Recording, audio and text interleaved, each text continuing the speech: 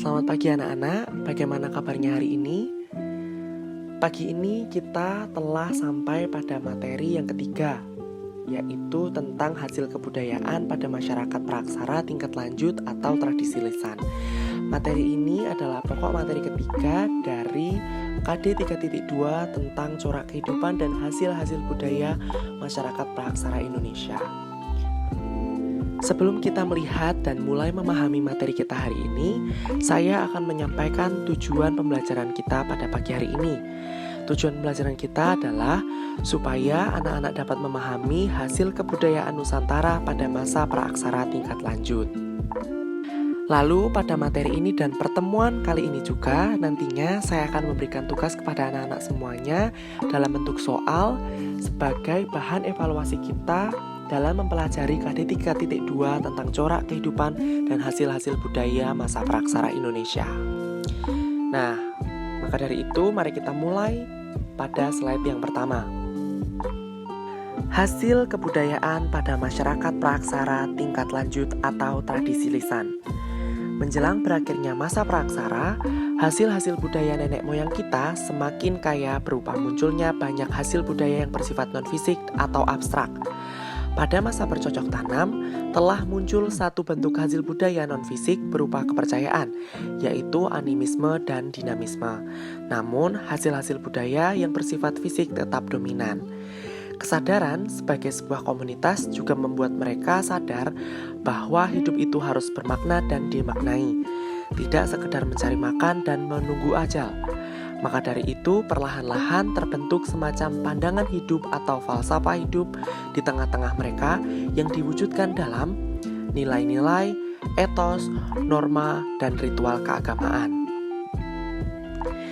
Terdapat dua cara dalam menyampaikan nilai dan pandangan hidup komunitas, yaitu secara langsung melalui nasihat-nasihat dan petua-petua, dan secara tidak langsung, yaitu melalui tradisi hidup dan folklore atau mitos, legenda, dongeng, upacara, nyanyian rakyat, dan lain-lain. Lalu, apakah tradisi dan folklore itu? Mari kita lihat. Tradisi adalah berasal dari bahasa Inggris yaitu tradition, yang berarti menyampaikan atau meneruskan. Dalam Kamus Besar Bahasa Indonesia, kata tradisi diartikan sebagai hal yang disampaikan atau diteruskan dari satu generasi ke generasi berikutnya. Pada masyarakat praaksara, penyampaian kebiasaan-kebiasaan yang berlaku di masyarakat dilakukan dengan cara bertutur atau dengan cara berbicara secara lisan. Karena penyampaiannya dilakukan secara lisan, kemudian dikenallah istilah tradisi lisan.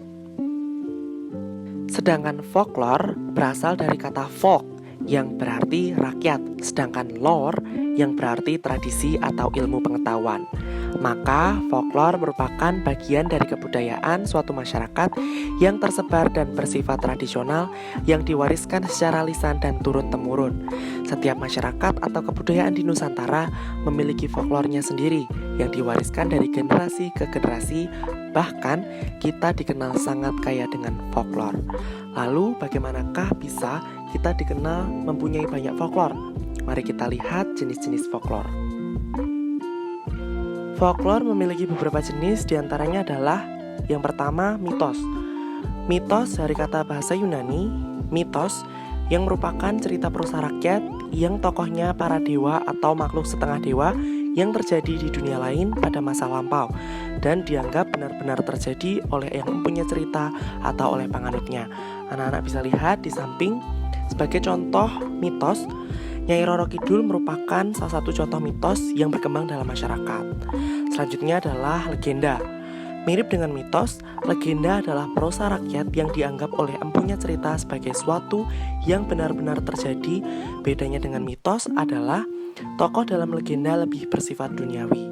Terdapat jenis-jenis legenda, diantaranya adalah legenda keagamaan, legenda alam gaib, legenda perorangan, dan legenda tempat. Anak-anak bisa lihat di samping, yaitu Batu Menangis merupakan salah satu contoh legenda yang berkembang dalam masyarakat Indonesia.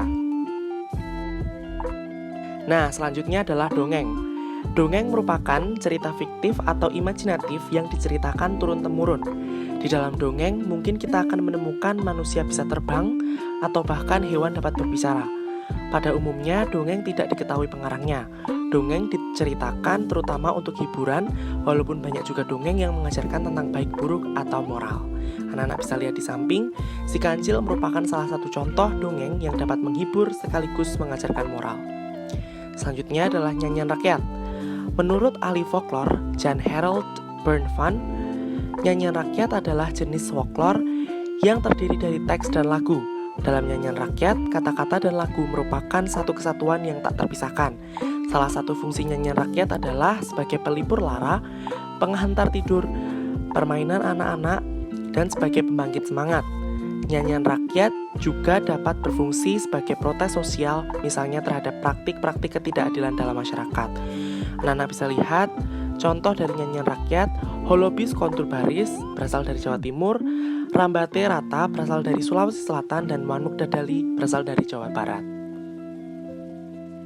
Jenis folklore yang selanjutnya adalah upacara. Upacara merupakan rangkaian tindakan atau perbuatan yang terikat pada aturan-aturan tertentu seperti adat istiadat, agama, dan kepercayaan. Tujuan diadakannya upacara adalah sebagai berikut. Yang pertama, berterima kasih kepada kekuatan-kekuatan yang telah diyakini memberikan perlindungan dan pertolongan serta menghindari amarah dari kekuatan-kekuatan tersebut. Kedua, memperkuat keberadaan dan pengakuan akan peran kekuatan-kekuatan tersebut dalam kehidupan sehari-hari di masyarakat.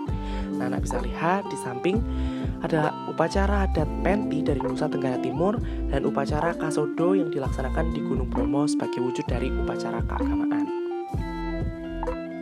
Selanjutnya kita masuk pada poin materi terakhir, yaitu tradisi-tradisi yang masih lestari hingga saat ini. Yang pertama ada wayang. Wayang diperkirakan mulai dikenal orang sejak masa praaksara, yaitu sebagai media yang digunakan dalam upacara mengundang roh nenek moyang. Wayang kemudian berkembang menjadi pertunjukan dalam bentuk teater dengan menggunakan boneka-boneka berbentuk pipih. Awalnya wayang hanya berkembang di Jawa dan Bali, tetapi sekarang banyak suku bangsa lain mempunyai wayang bahkan hingga ke mancanegara. Selanjutnya adalah wayang beber. Wayang beber adalah bentuk wayang yang agak berbeda dengan wayang-wayang yang lain. Wayang beber menggunakan media gambar dan lakonnya dituliskan di atas kertas lalu dibentangkan atau dibeber. Dalang kemudian mulai menceritakan kisah yang mulai disiapkan. Wayang beber tidak melakonkan epos-epos besar seperti Mahabharata dan Ramayana, tetapi mengambil cerita kisah pada masa kerajaan Majapahit dan kerajaan Kediri.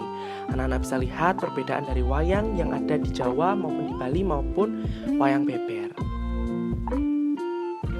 Tradisi yang masih lestari lainnya adalah makyong.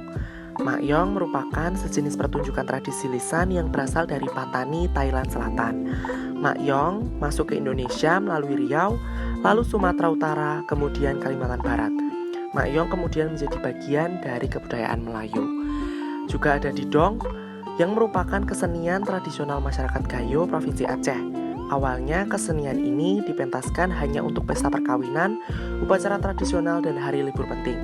Namun dalam perkembangannya telah menjadi seni pertunjukan untuk umum. Unsur-unsur yang ada dalam kesenian ini meliputi seni sastra, seni tari, dan seni suara. Anak-anak dapat melihat di samping merupakan wujud dari pertunjukan makyong dan pertunjukan didong.